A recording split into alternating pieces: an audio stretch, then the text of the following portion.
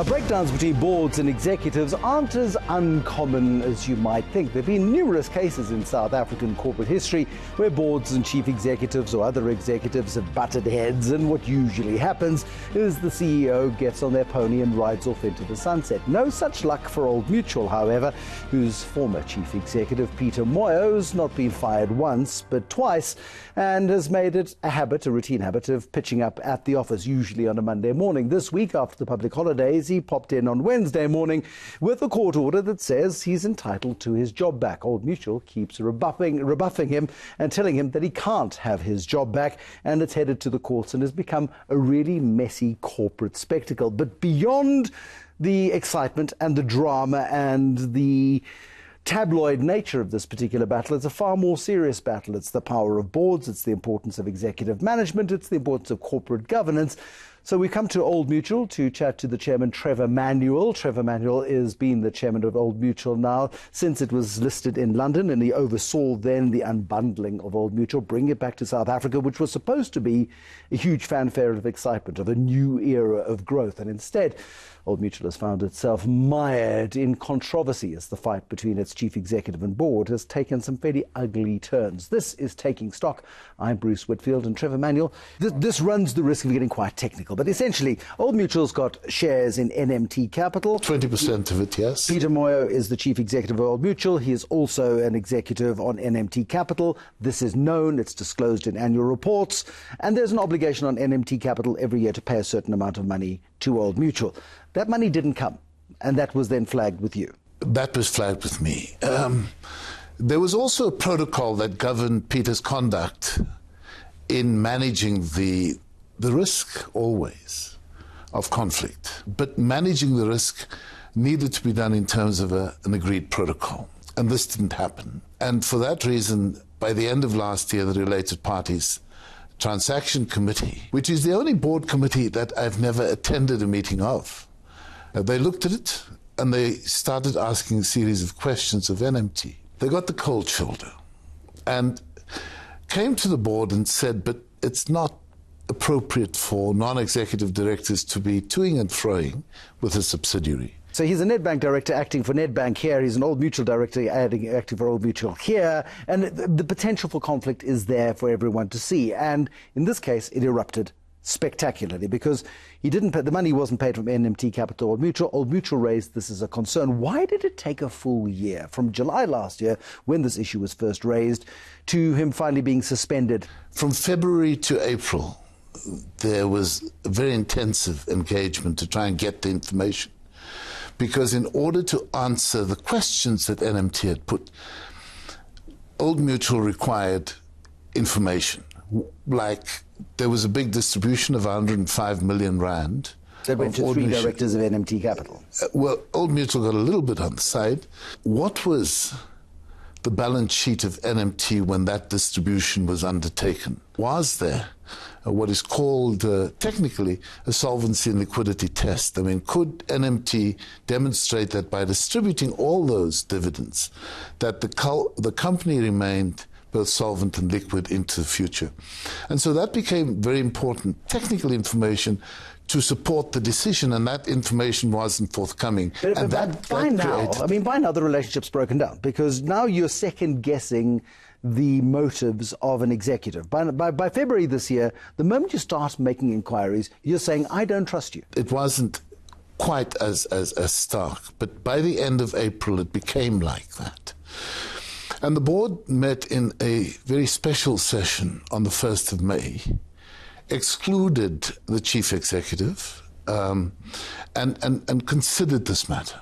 And the board then agreed, firstly, to engage more fully with its then still chief executive, Peter Moyo.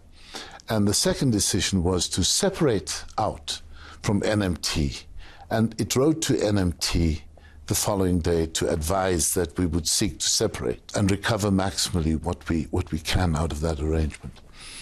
The process then started with a committee of the board on the 2nd of May to try and get from Peter Moyo exactly what the details were.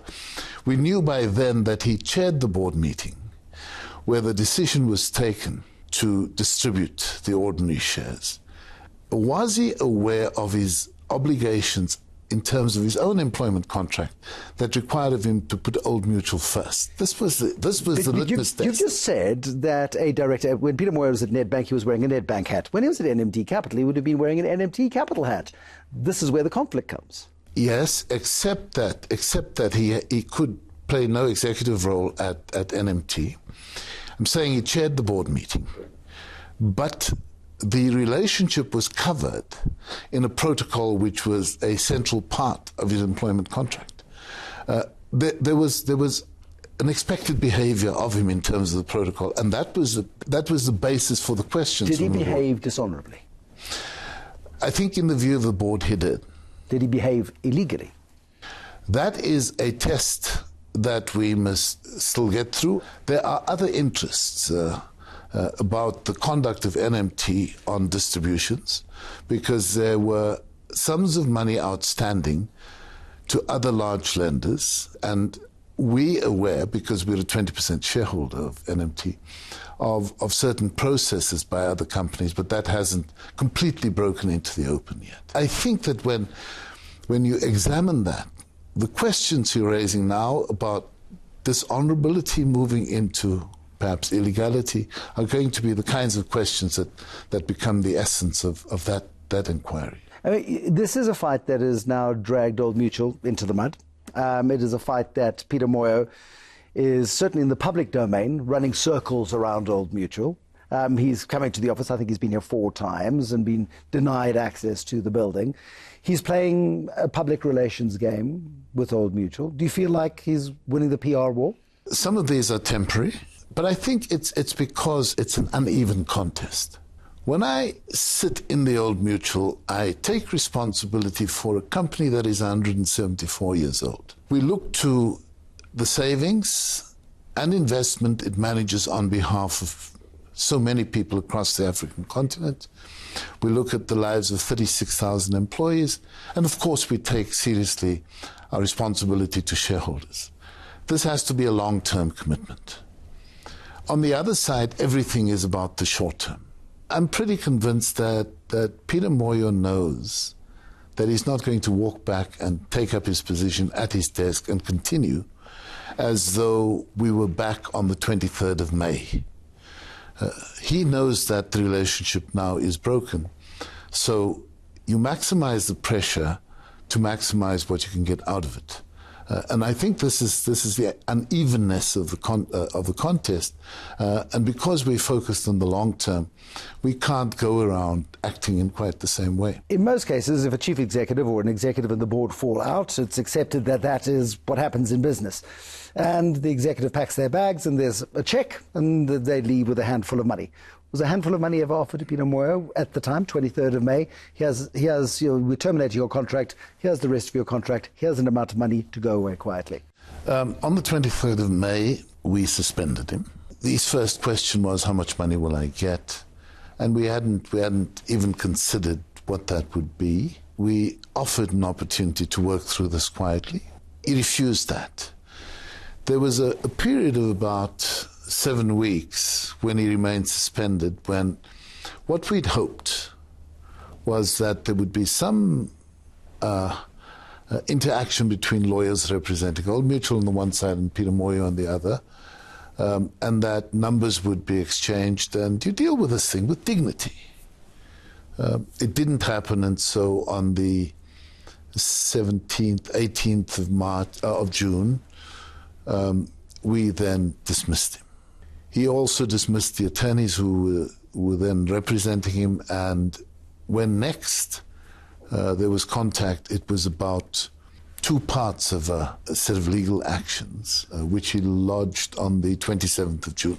Let's talk about those legal actions in a moment, because Peter Moyo came back with allegations of his own. That, and not only Trevor Manuel, but members of the board were conflicted too, not only in the breakup of the Old Mutual structure, but also there were questions around money that had been paid for legal costs for Trevor Manuel. The company subsequently put those allegations to bed.